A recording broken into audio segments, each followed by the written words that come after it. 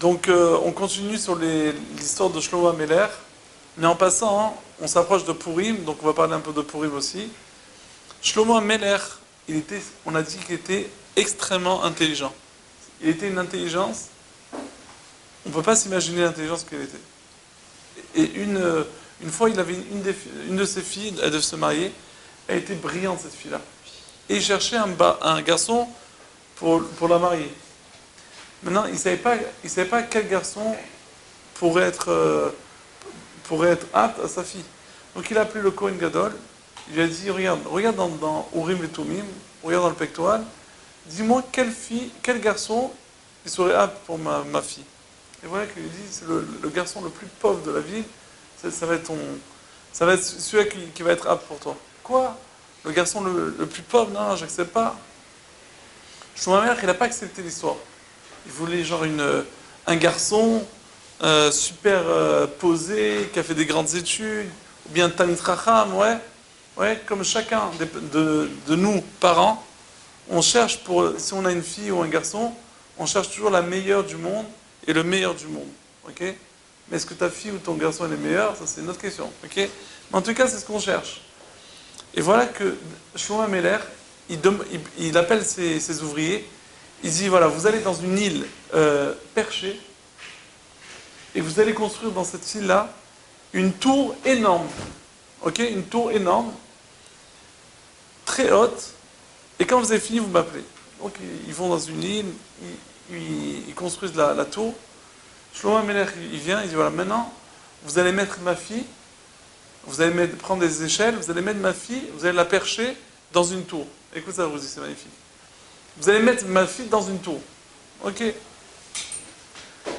Et Shlomo Ameler il dit bye bye à sa fille, dans un an on se revoit, on verra. En attendant, personne n'a compris qu'est-ce qu'il va faire, qu'est-ce qu'il fait, tout ça. Bon. Et voilà que cette fille-là, comment elle mangeait, Shlomo Ameler, on sait qu'il savait parler aux animaux. Donc il a dit à l'aigle, il a dit tous les jours tu vas amener à ma fille à manger. Donc 3 fois par jour, elle lui a amené tout ce qu'elle a besoin. Ouais, une petite tenue de Zara, un petit truc, tac tac. Et l'aigle il lui a amené. Bzzz. Il n'y a que l'aigle qui pouvait arriver, accéder à cet endroit-là, étant que c'était haut. Et voilà que les jours ils passent, la pauvre elle est toute seule comme ça, elle voit la mer, tous les jours les vagues, bon c'est beau le premier jour, le deuxième jour, après ils ont envie de te mettre une balle, quoi. Tu dis bon, combien? Tu as envie de sauter, tu as envie de nager, tu as envie de surfer, ouais, je veux surfer. Et voilà que un jour, dans la ville, il y avait un pauvre, écoute ça, dans la ville de Shlomo Ameler, il y avait un pauvre, très très pauvre. Il n'avait pas de quoi, c'était ce qu'on appelle un sans-abri. Ils ont dit qu'en France, avec la vague de froid qu'il y a en ce moment, il fait presque moins de 10 degrés, et il y a eu plus de 300 sans-abri qui sont morts. 300 personnes, ils sont morts, plus qu'une guerre. Et donc il était sans-abri, il avait très froid, il n'avait pas de pull et tout. Et voilà que après que il a trouvé une sorte de serviette comme ça, il se couvre, et il voit une sorte d'animal un peu déchiqueté comme ça, un petit veau comme ça, et je sais pas pourquoi, il a décidé de rentrer dans le veau pour se réchauffer. Genre comme si il s'est trouvé un couffin, tu vois. Il est rentré comme ça, et il s'est endormi tant qu'il était fatigué, le froid l'a endormi, et il s'est endormi.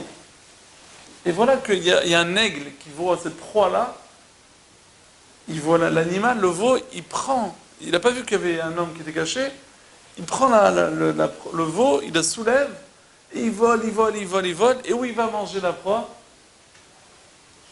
Sur la tour où la femme, dans la terrasse où la femme se trouvait.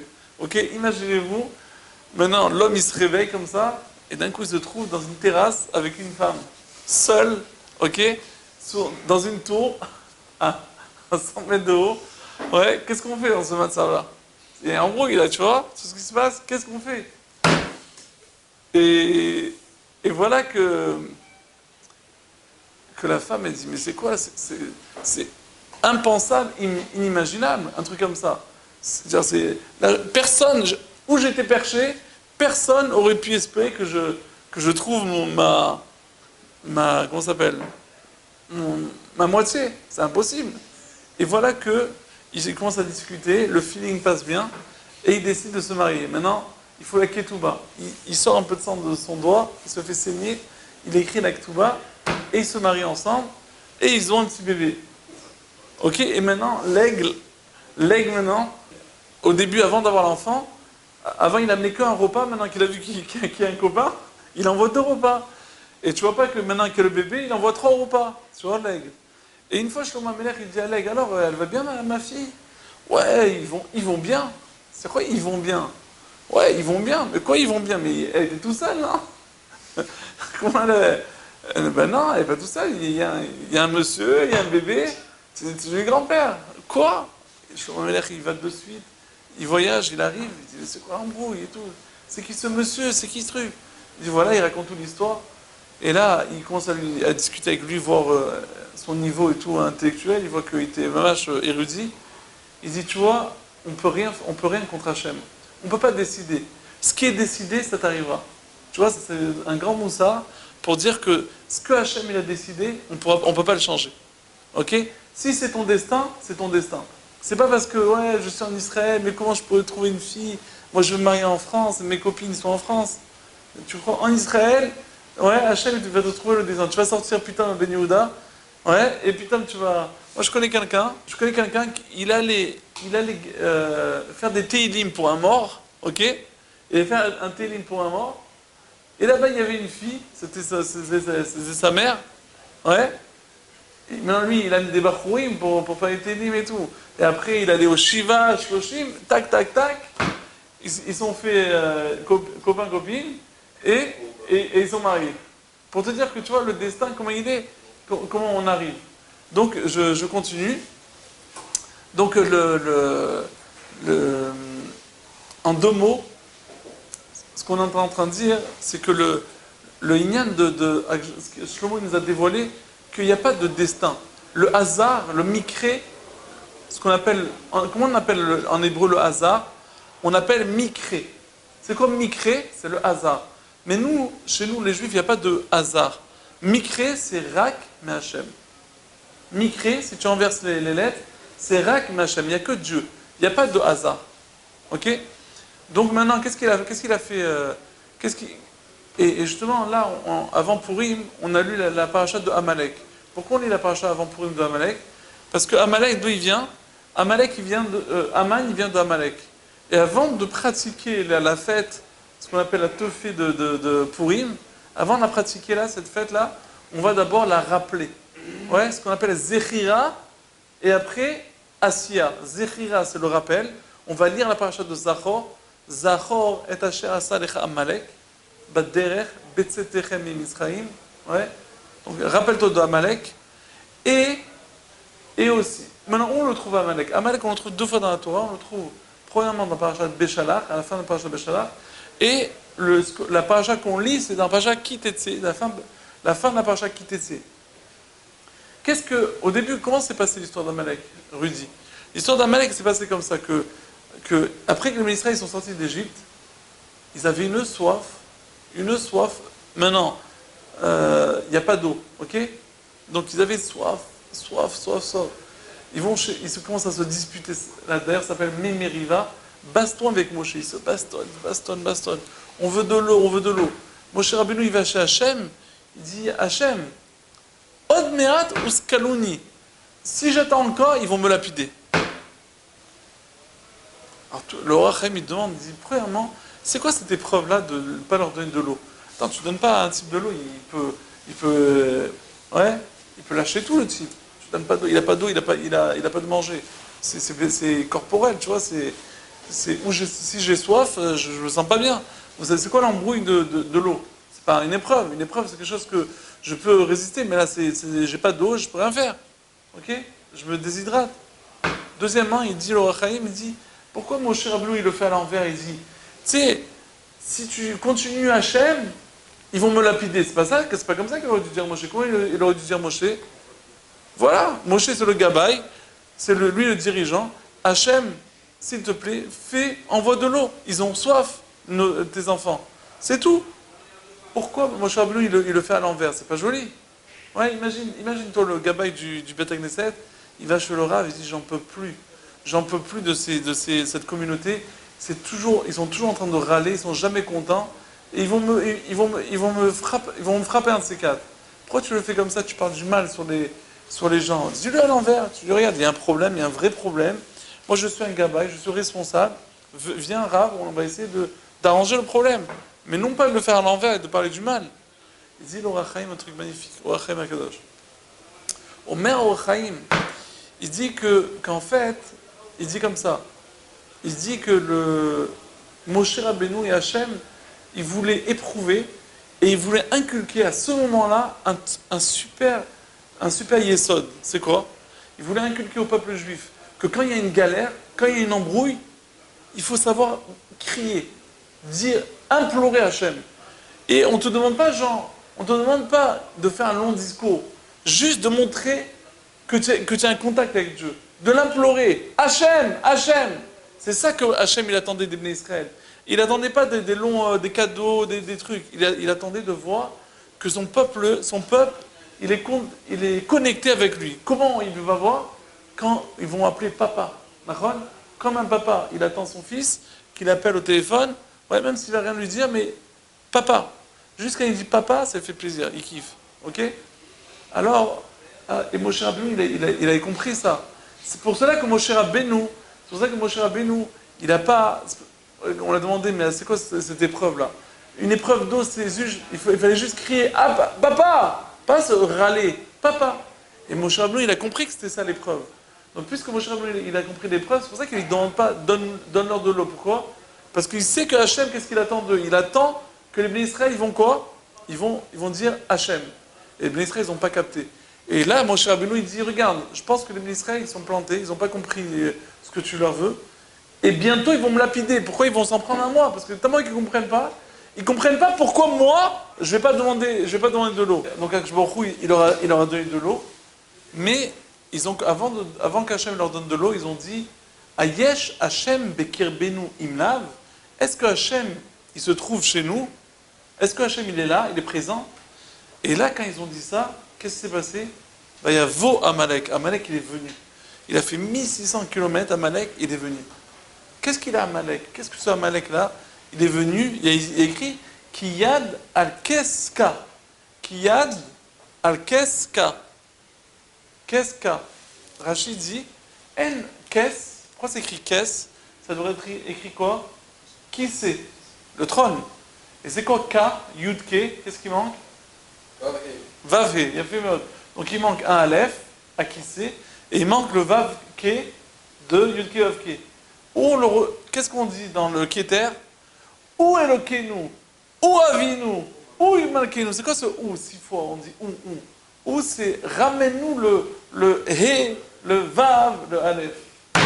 Le Aleph qui manque, le Vav et le He, c'est là qui nous manque, on veut que tu les ramènes. Et dans la page de Zachor, on dit Zachor et Asher Asalecha Amalek. Rappelle-toi ce qu'il a fait à Amalek. Qu'est-ce qu'il a fait à Amalek? Asher Kacha. Rachid dit 3 piroshim. Kacha, Minachon Mikre. C'est quoi Mikre? Un hasard. Un hasard. C'est quoi un hasard chez nous? Rak Me'Hachem. Inverse les lettres. Mikre, ça fait Rak Me'Hachem. Il n'y a pas de Mikre. Ok? Qu'est-ce qu'un Amalek? Amalek, Gmatria, Safek. Amalek, il est là, il met le Safek, il met le doute. Il arrive à mettre le doute. Il y a Hachem ou il n'y a pas Hachem? Il y a Hachem ou il n'y a pas Hachem? Il est là, Amalek, il se positionne là, Amalek. Qu'est-ce qu'il fait Amalek encore? À chaque kara, il les rend tamés. Ok? Il les a rendus tamés, les Bnei Israël. Troisième chat, c'est quoi à chaque kara? À chaque kara, ça veut dire il les a refroidis. Rachid ramène le fameux machal avec la baignoire qui est bouillante. Ok? Le premier qui a sauté dessus, il s'est cramé dessus. Il s'est cramé. Mais le deuxième qu'est-ce qu'il a fait? Le premier au moins, il a refroidi la baignoire. Amalek, quand ils sont sortis d'Israël, personne osait attaquer le peuple juif. Qui osait? D'ailleurs, le 17 Tammuz, on voit Saraf apostamos de la Torah. Il a brûlé apostamos de la Torah. Qu'est-ce qu'il a? Tous les jours, on entend pas tous les jours, mais souvent on entend des synagogues que le Sefer Torah il a brûlé. Qu'est-ce que de si grave? Le 17 Tammuz, une des 5 choses qui s'est passée, c'est qu'il a brûlé la Torah. Mais tous les jours, il y a des idiots qui brûlent la Torah. La réponse, elle est non. Saraf a forcément s'est attiré. Mapshat, C'est lui, le premier, qui a osé brûler un Sefer Torah. Personne osé. C'est comme maintenant, avant jusqu'à maintenant, personne osé attaquer. Personne osé attaquer une mosquée. Personne attaqué une synagogue. Et maintenant, lui, le premier qui a osé brûler un Sefer Torah, c'est Apostemos. Amalek, c'est le premier qui a osé attaquer le peuple juif. Et donc, il a refroidi. Mais qu'est-ce qu'il a de Amalek? Amalek, pourquoi Hachem, il écrit Milchama Lachem Ba'Amalek? Il a écrit que la guerre, c'est pas avec le peuple juif, c'est avec Hachem. Pourquoi? Qu'est-ce qu'il y a? Il y a plein de gens qui doivent attaquer. Il y a plein de non-juifs qui nous doivent attaquer. Qu'est-ce qu'il a de spécial à Amalek? Hachem, il a une dent contre lui. Mon trône, il n'est pas entier. Mon nom, il n'est pas entier. On sait que Bémet, le nom de Dieu, c'est Yudke Vavke. Yudke Vavke. Dans le nom de Dieu, dans les Sfarim de Kabbalah, il y a écrit Yudke Vavke.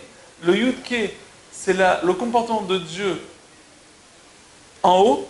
Vavke, c'est le comportement de Dieu en bas. Yudke Vavke. C'est clair? Qu'est-ce que Amalek il a fait?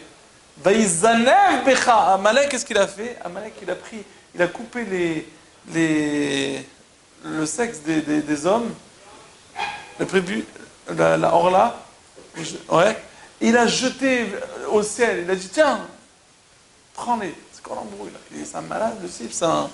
Il a un problème quoi? Il avait un problème, ouais. Et il écrit qu'il les a rendus tamés. Il était un peu homo comme ça, mais à part ça, il a un vrai gros problème, le type. Ouais. Pourquoi il a fait ça? En fait, ce qu'il voulait faire, c'était, voilà, il dit, regarde Dieu. Regarde Dieu. Il n'y a pas de Dieu en bas. Il n'y a pas de Vavke. Yudke, ça ne me dérange pas. Yudke, ça ne me dérange pas. Mais le Vavke, le comportement de Dieu en bas, j'ai pas envie. Tiens, prends toutes tes alliances là. C'est quoi là-bas? C'est quoi la Orla? C'est l'alliance qui est entre Dieu et les Juifs. Il n'y a pas d'alliance en bas, il n'y a pas d'alliance. Tu n'as pas d'alliance. Tu n'as pas de Kesher. C'est moi le patron ici. Il n'y a pas de Vavke. C'est ça que Amalek voulait faire. Amalek, qu'est-ce qu'il voulait faire? Il dit c'est moi le patron ici. Il n'y a pas de patron en bas. C'est ça qu'il envoie là. Et donc quoi? Qu'est-ce qu'il fait Amalek maintenant? Qu'est-ce que Hachem... Donc Hachem, il veut maintenant ramener le Vavke. C'est ce que je dis. On voit par exemple il y a écrit dans Gemara Sota, il y a écrit que l'homme et la femme, ils s'appellent Esh ve'esh. Comment on appelle un homme en hébreu? Ish. Ish. Enlève le yud, ça fait quoi? Esh. Du feu. La femme, comment elle s'appelle? Isha. Enlève le he, ça fait quoi? Esh. Un homme et une femme, c'est deux entités complètement contradictoires. Ils ont envie de se déchirer. C'est pour ça que chez les non-juifs, il y a plus de mariage maintenant. Ça n'existe pas un mariage. Comment on peut s'arranger deux ensemble? Déjà, on n'a pas envie de s'arranger, chacun veut faire la fête. Ok, ça c'est de un. Et en plus, on peut pas, on est deux entités qui veulent se dévorer. Qu'est-ce que Hachem il a fait? Il a dit, regarde, je vais mettre le yud chez l'homme, mon yud ke. Je vais mettre le yud chez l'homme, ça va faire ish. Je vais mettre mon he chez la femme, ça va faire isha. Et comme ça, l'homme et la femme, quand ça va régner chez eux, la Shekhinah, la Torah, le yud ke, ça va bien se passer. Et on voit, Baruch Hashem, chez les Juifs, c'est les couples les plus heureux, ouais, et les couples qui tiennent le plus longtemps. Il y a aussi des divorces, mais les couples les plus heureux, c'est chez les Juifs. Et ceux qui sont dans la Torah, encore plus. Pourquoi? Parce que Hachem, il met le yud et le ke. Mais le problème, je vous demande une question. Ok, il met le yud et le ke. Mais où il est le vavke? Où il est le vavke? Il manque. Nachon, yud ke, vavke. Où il est le vavke? La réponse, elle est la ketouba. Dans la ketouba, il y a écrit ketouba. Ça aurait pu être écrit katouv. Ouais, katav.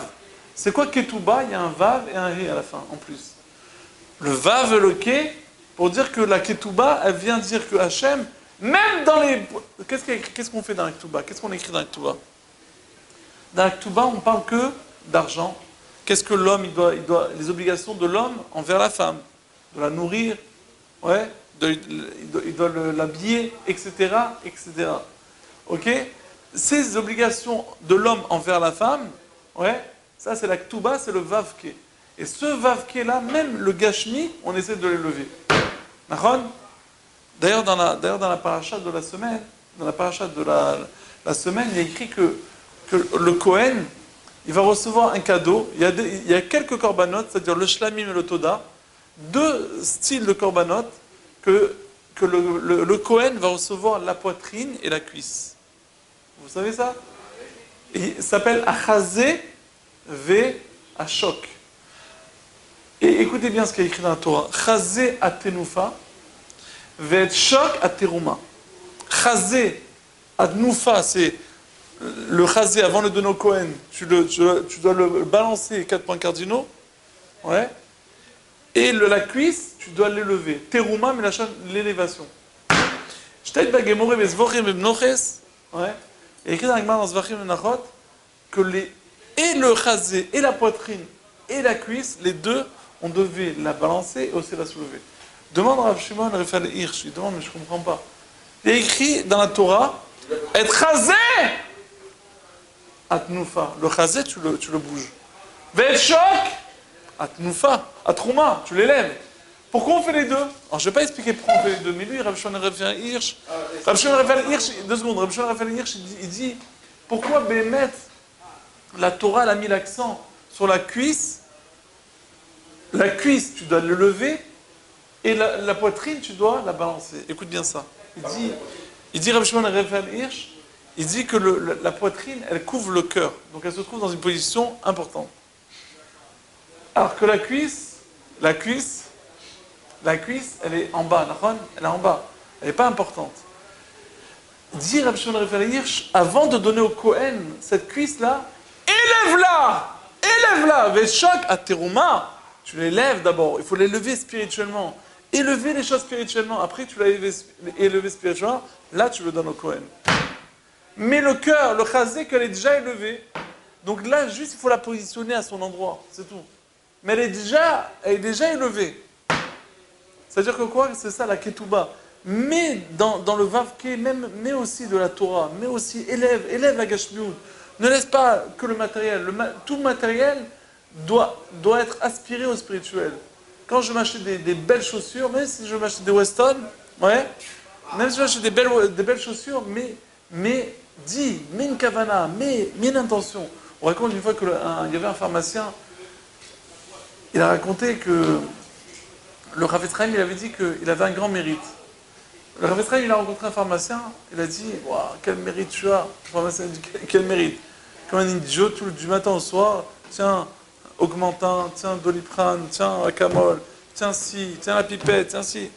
Ouais, c'est quelqu'un. Il dit « Mais t'as pas compris. » Il lui a dit « Mais si chaque fois tu mets une bonne intention dans ton geste, que tu vas aider un malade, chaque fois c'est un mérite, tu as aidé un malade, encore un malade. Chaque action que tu fais par jour, c'est une mitzvah. Mais tout dépend de l'intention que tu as mis. Si tu as mis l'intention, c'est comme on a lu quand on a fait le Mishabura, on a dit qu'il faut lire, c'est bien de lire les parachutes du matin, Korbanot, Tomil, Korbanazé. Ouais. Pourquoi c'est important? C'est important, pourquoi? C'est important de lire le Mishabura si on met la kavana, l'intention. Mais si on lit comme un perroquet, c'est bien, mais c'est pas, ça manque. Ouais. Et juste pour finir, je voulais dire, pourquoi là, Bémet, dans Amalek, Hachem, il est tellement énervé sur Amalek. Alors j'ai écouté un pshat magnifique, ça je vous le dis, que Bémet, Hachem, écoutez ça, c'est un yesod pour toute votre vie. Écoute, c'est un yesod pour toute la vie. Hachem, son but dans le monde, c'est de créer les Juifs. Il a créé maintenant 70 peuples pour mêler la zizanie. Ok? Alors je vous donne une question. Qu'est-ce qui va faire un mouton entre 70 loups? Il va se faire buter. Qu'est-ce qu'Hachem il a fait? Hachem il a fait en sorte que chaque nation, elle a une langue différente. Est-ce que tu t'es déjà posé une question? Est-ce que vous avez déjà posé une fois la question? Pourquoi Hachem il a créé 70 langues? C'était pas mieux de créer une langue universelle? Qu'est-ce qu'on a besoin de se prendre la tête? Quand tu vas en Angleterre, tu ne comprends pas l'anglais. Quand tu vas au State, ouais, tu ne peux pas bien t'exprimer. Toi, le français, oui. Comment? Tu vas en Allemagne, tu vas chez Boss, ils ne comprennent pas les types. Comment tu fais, ouais? Pourquoi il a fait? C'est une bonne question? La réponse, il dit, j'ai fait un pshat magnifique. Il dit comme ça. Il dit le pshat que 70 langues, c'est quelque part pour atténuer qu'il n'y ait pas de hardout. Parce que si les 70 peuples, ils se mettent ensemble, on est mort. Le peuple juif, il est mort. Pour pas qu'il y ait la redoute dans les 70 nations, il a créé des langues différentes. Comme ça, il n'y ait pas de hardout. C'est joli, non? Maintenant, oh, très bien, il a fait mode. Il y en a un qui a compris, c'est Nimrod. Qu'est-ce qu'il a fait Nimrod? Il a dit tout le monde, allez, mettez-vous ensemble, parlez une langue et allez attaquer Dieu. Attaquer Dieu! Qu'est-ce qu'Hachem il a fait? Il ne les a pas butés. Hachem, il leur a fait qu'ils ne se comprenaient plus. Pourquoi? Parce qu'Hachem, il a compris l'histoire. Enfin, Hachem, bien sûr qu'il a compris. C'est-à-dire que Hachem, il a compris la tactique de Nimrod. Nimrod, il a compris la tactique que si on met la redoute, ils sont morts, le peuple juif. Il y en a un qui a compris aussi, c'est Amalek. Amalek aussi. Maintenant, pourquoi? Comment c'est possible que Bémel, il y a des fois, écoutez ça, comment c'est possible, ça c'est Mathimo Rabbi de dire ça, comment c'est possible que des fois, on voit que les peuples sont unis? Il dit parce que le problème, c'est quand le peuple juif ne fait pas la volonté divine, toute la force, leur carburant, il le donne à qui? Aux autres nations. Quand les juifs ne font pas la Torah, ce qui s'est passé à Rephidim avec Amalek, quand les juifs ne font pas ce que Hachem il demande, qu'est-ce qui se passe? Qu'est-ce qui se passe? Ils donnent leur force de hardout à qui? À qui ils le donnent? Aux autres nations. Les autres nations, ils s'unissent et nous butent. Et c'est ça qu'Amalek, il a compris. Amalek, avant d'attaquer le peuple juif, qu'est-ce qu'il a fait? Il s'est réuni, il a réuni toutes les nations, il a dit j'attaque. Les autres nations, ils se sont dit mais t'es malade, ils ont eu les Kriyat Yam-Souf, ils ont eu tous les Nissim, vous allez me faire buter. Amalek dit moi je prends la responsabilité. Venez, mettez-vous avec moi et on va gagner. Et maximum, vous sauvez. Et Hachem, il a dit waouh, celui-là, il n'est pas bien du tout. Celui-là, il faut le défoncer. Ce Amalek, ce Nimrod, tout cela-là, tout ce Hitler, ouais, comme il dit Rav Shaya, ce super chou sur sur le procès de Nuremberg, là. Vous connaissez le procès?